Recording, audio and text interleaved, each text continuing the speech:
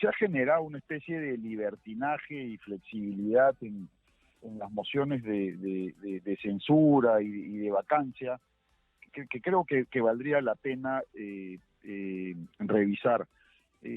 Lo que tienen que entender los congresistas de la República, que todo este tipo de situaciones lo único que generan es inestabilidad al país. Muchas gracias por estar aquí. Bueno, primero quiero que me explique lo que ha dicho un abogado, ¿no? Porque entiendo que Flavio Cruz es abogado, es una persona que milita en Perú Libre y Kelly Portolatino también. Él ha dicho que en realidad ninguna persona, ningún sentenciado, porque Vladimir Cerrón es sentenciado, debe ponerse a derecho, que más bien lo ve como un gesto colaborativo. Son sus palabras exactas. ¿Esto se los enseñan a ustedes en las aulas universitarias? ¿Es lo que dice el Código Penal? A ver, Karina, cuando se quiere mezclar lo jurídico con lo político, con el objetivo de defender lo indefendible, se asume el riesgo de expresar algunos disparates. Y creo que lo que acaba de decir este congresista no lo podemos calificar de otra manera. Es un disparate jurídico lo que acaba digamos, lo que nos acabas de hacer escuchar. Exitosa. Toda persona la obligación y el deber de someterse al sistema de administración de justicia. Ciertamente en la práctica puedo no hacerlo, puedo tomar la decisión de no hacerlo. Pero ahí es donde se activa precisamente el aparato de persecución estatal para, por la fuerza, llevar a las personas a cumplir con lo que los órganos jurisdiccionales están disponiendo. Entonces, no es que yo colabore con la justicia poniéndome a derecho, es un deber el que tengo, y si opto por no hacerlo, pues tendré que asumir las consecuencias de mi decisión. Pero no es como el congresista lo está presentando. Muy bien, entonces, él está mintiendo, ¿no? Le está mintiendo al país porque él es un congresista, debería ser un poco más, que digamos, transparente y un poco más preciso en sus declaraciones, siendo también profesor y abogado egresado de la Universidad Nacional del Altiplano Puno. ¿Qué tipo de abogados están sacando en esta universidad?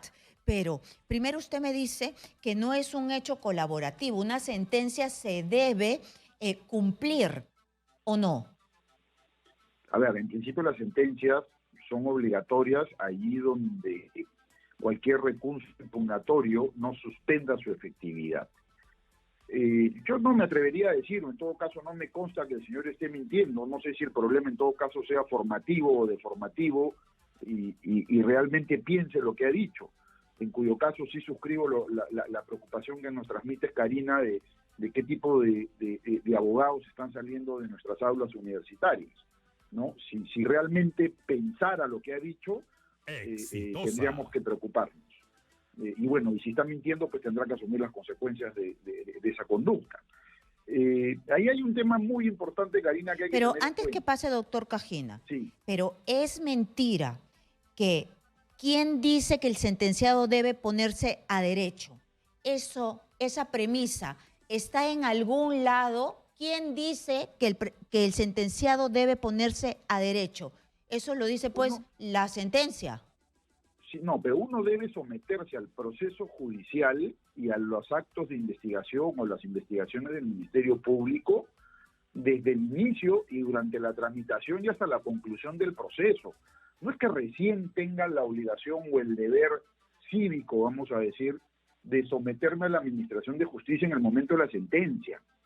Tengo el derecho y digamos también el deber de participar del proceso. Allí donde no lo haga, la administración de justicia puede también activar sus mecanismos para llevarte a la fuerza al juicio. No solo es para la ejecución de la sentencia.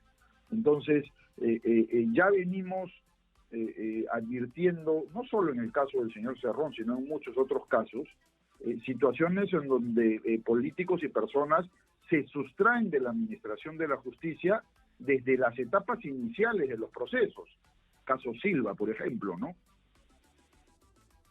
Muy bien. Y hay otra cosa, antes de pasar a que usted nos pueda analizar el dicho de la ex ministra de Salud, Kelly Portolatino. Hay un run que pasa de boca en boca diciendo que Vladimir Cerrón, por ser sentenciado 3 años, 6 meses, ellos lo ven sospechoso, no puede ir a prisión efectiva, debe ser suspendida y que lo han hecho para cortarle su magnífica carrera política.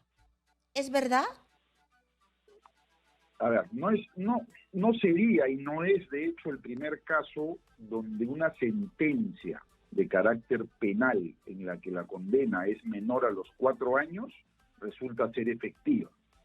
Hace algún tiempo hubo un caso muy sonado de una periodista de espectáculos peruana que fue condenada por una querella a meses de prisión. Ni siquiera Magali un año, Medina. a meses de prisión. Magali. El caso de Magali Medina, efectivamente, donde la condena, me parece, si mal no recuerdo, que fue de 3 meses, fue efectiva. Eso nos da, digamos, una señal de que esta afirmación no es tan cierta, por lo menos tal y como se ha manejado en la práctica. ¿Qué es lo que dice la ley, nuestro código penal y procesal penal? Cuando la condena es hasta menor a 4 años, el juez tiene la facultad de suspender la pena. Para la suspensión de la pena se observan circunstancias como la posibilidad de que la persona pueda o no cometer el mismo delito futuro, si tiene antecedentes penales o si en el pasado también ha cometido otros delitos. Allí donde se considere que hay reincidencia o peligro de que se sigan cometiendo estos delitos, el juez tranquilamente puede dictar una condena efectiva a pesar de que la misma no supere los 4 años.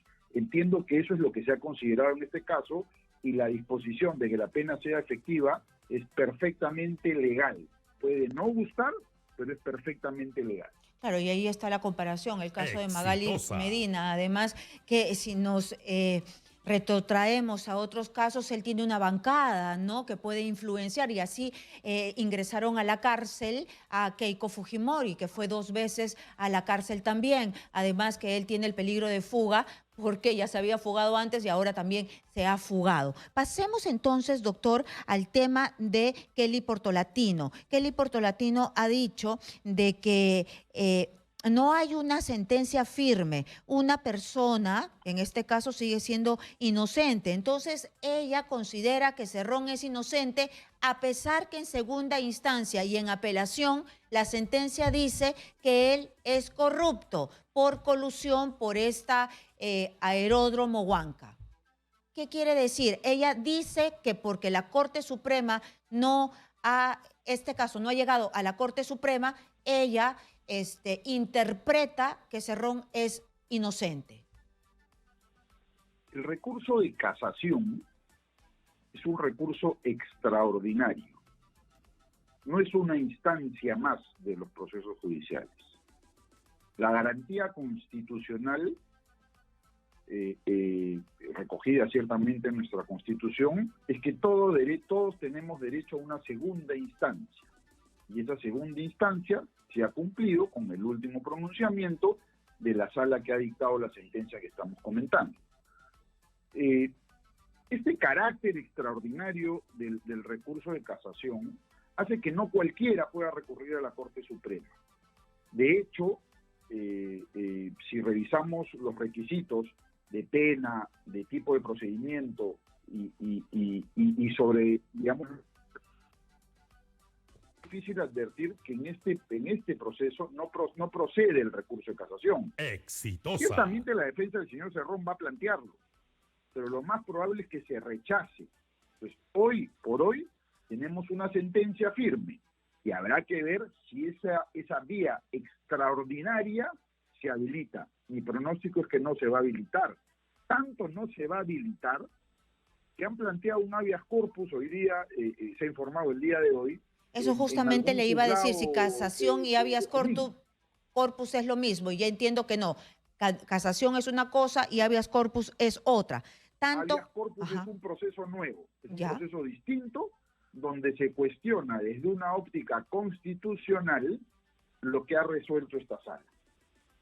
Entonces, lo que él está intentando con este habeas corpus es traerse abajo todo el proceso.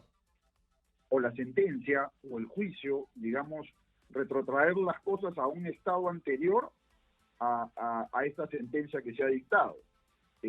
Recuerda, Karina, que no es la primera vez que Vladimir Cerrón hace esto. Hace no más de un mes y medio, me parece recordar que también se le ha anulado otra sentencia o algún otro proceso por una situación similar. Ujú.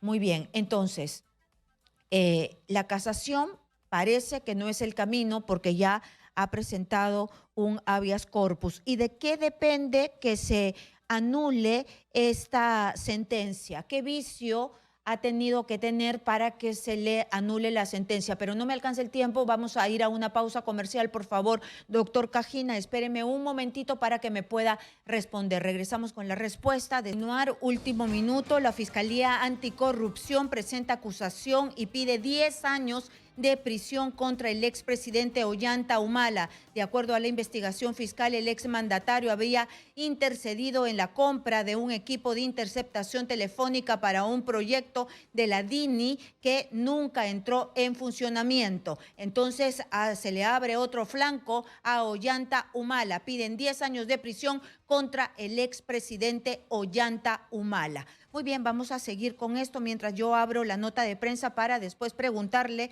precisamente a Claudio Cajina de qué se trata esto. Muy bien, vamos a continuar, doctor Cajina, con la pregunta que le había dicho. ¿Qué vicio tendría que tener la sentencia de Vladimir Cerrón para que se anule? ¿No? Es fácil de anular una sentencia porque ha sido sentenciado en primera instancia, en segunda instancia y ahora hay un habeas corpus. No debiera ser fácil, Karina, anular una sentencia en la vía constitucional. Sí llama la atención que sea un juez, digamos, de primera instancia quien termine revisando lo que ha decidido una sala superior o incluso en algunos casos lo que ha decidido la Corte Suprema. Yo comentaba ya en anteriores ocasiones que este modelo debería modificarse. Pero al margen de ello, lo que básicamente se analiza en la vía del habeas corpus y en otro tipo de procesos constitucionales es si se ha violado alguna garantía constitucional que permita y justifique que se anule una sentencia.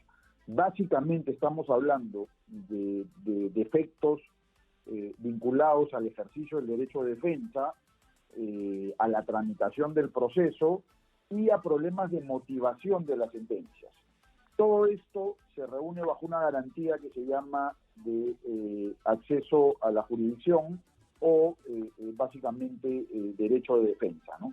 Eso es lo que tiene que analizar el juez de habeas corpus y en la medida que encuentre que por ahí hay un defecto, pudiera justificar una sentencia anulando la condena que se le ha puesto a Vladimir Cerrón en este caso. Muy bien, un minuto por favor, porque también hay otra noticia de último minuto. Se presenta una moción del orden del día para la vacancia de la señora Dina Boluarte, la presidenta de la República. ¿Por qué? Por incapacidad moral permanente. ¿A causa de qué? Al haber dejado el territorio nacional. Inconstitucionalmente e infringiendo el segundo párrafo del artículo 15 de la Constitución. Dan los fundamentos y estoy viendo la firma de quién es esta moción. Bueno, hay muchas firmas. Ruth Luque, estas que parecen pues Margot Palacios, Alex Flores, Víctor Raúl Cutipa, Isabel Cortés. Me parece que son del bloque magisterial y son de Perú Libre. Elvis Vergara, un niño también firma aquí. Roberto Sánchez, un golpista, a ver quién más, Camiche, si no me equivoco, este es Camiche. Bueno, están muy complicadas las firmas, pero presentan una moción de vacancia contra la presidenta de la República por abandonar el territorio nacional. Ahí nuevamente les voy a leer: vacancia contra la señora Ercilia Boluarte Segarra en el cargo de la presidenta de la República por haber incurrido en la causal permanente incapacidad moral declarada por el Congreso, prevista en el numeral 2 del artículo 113 de la Constitución Política del Perú, al haber dejado el territorio nacional inconstitucionalmente e infringiendo el segundo párrafo del artículo 115 de la Constitución Política del Perú, que taxativamente señala que cuando el presidente de la República sale del territorio nacional, el primer vicepresidente se encarga del despacho. En su defecto, lo hace el segundo vicepresidente y dispóngase las acciones consiguientes en ampliación del artículo 115 de la Constitución Política del Perú, que regula la sucesión constitucional. Muy bien, nosotros estamos conversando con Claudio Cajina, y él y aprovechamos que está aquí para que nos dé una reacción de esto. Primero, yo entiendo que ya hay una ley, ¿no?, que ha dicho que la presidenta hace trabajo remoto. ¿Me equivoco? Doctor Cajina. Se cortó tu última parte, Karina, no te escuché.